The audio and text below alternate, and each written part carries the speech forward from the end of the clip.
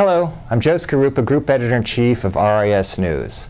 Welcome to the Differentiator series, where we speak with leading retailers that are having an impact on the marketplace right now. While in New York recently, I had a chance to speak with Giri Durbhakula, who is the Vice President and CIO of fashion retailer Charolette Russe. We spoke about the outlook for 2010 and what's going to happen in technology and retailing. But first, before we hear what Giri has to say, let's hear a word from our sponsor. Epson is a leading supplier of reliable POS technology for the retail industry. For the past 4 years, retailers have named Epson the #1 provider of POS peripherals in the RIS News Hardware Leaderboard. Epson is ranked as a leading environmental company by the Dow Jones Sustainability World Index. For more information on Epson, please visit pos.epson.com today. Welcome back, everybody. Now let's hear what Giri from Charolette Russe had to say. Hello, everyone. I'm here today with Giri Durbhakula, Vice President and CIO of Charolette Russe. Welcome today, Giri. Good to be here, Joe. Giri, I want to ask you a question about customer loyalty. You know, a lot of people say customer loyalty is disappearing today. I guess it's a sign of the times, and yet customer loyalty is an important function within the retail organization. How do you do it? How do you foster it? What are your plans going forward, and what are your thoughts on your plans going forward? Even if you don't have a loyalty card, loyalty still is an important strategy in your future thinking. Yeah, that's a good question, Joe. In particular, in this day and age, consumers have a lot more choices. So earning that loyalty, that trust is much more difficult. So we need to work harder at that. We don't per se have a true, well-defined customer loyalty program today. We collect a fair amount of customer data. It's in disparate places, as you might imagine. So we have email capture on the site. We have email capture at the POS. They're different.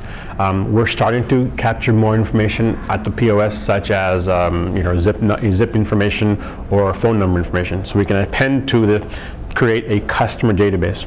One of our most important imperatives this year is doing a CRM database. So we'll have a unique customer ID.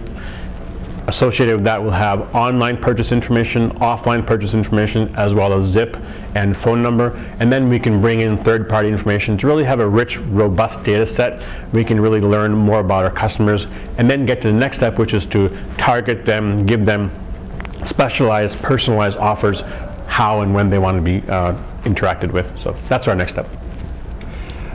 Giri, let's shift gears to the mobile channel. You know, in our store system study, the mobile channel showed up as a pretty high area of investment in 2010. Not every retailer, of course, is doing much in that. Some are just dipping their toe.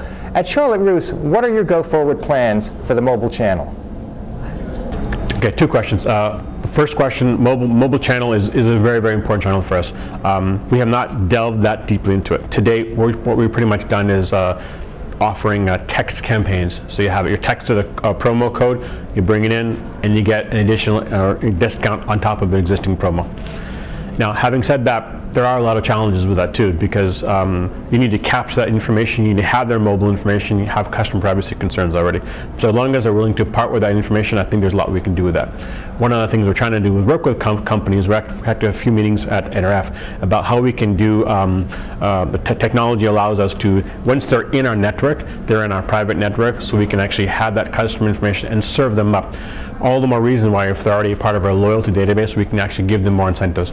But our intention is to really go deep with mobile, things like mobile POS and mobile commerce, as comes to mind.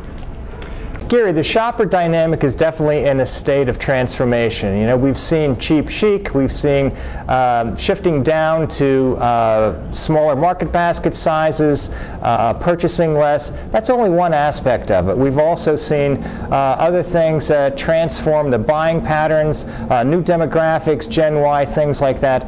As you go forward and think about the shifting shopper dynamic, what comes to your mind? What are your plans and what are your strategies?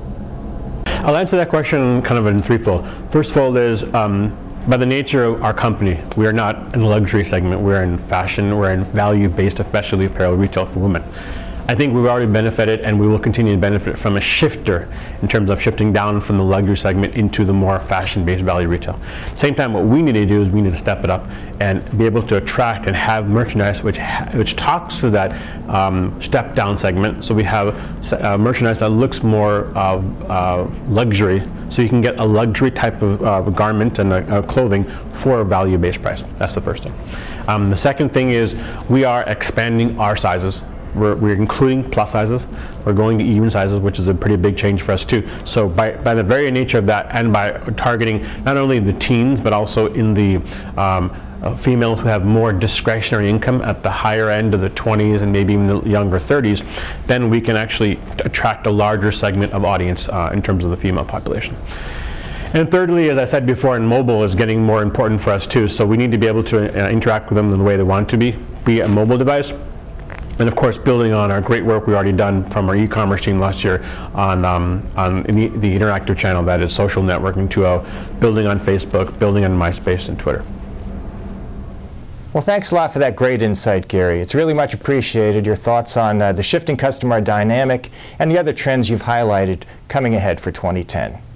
Well, that wraps up our show for today. And if you're interested in this presentation or others that we have in our series, please go to www.risnews.com/differentiator. Thanks, everyone, for joining us today, and please come back again.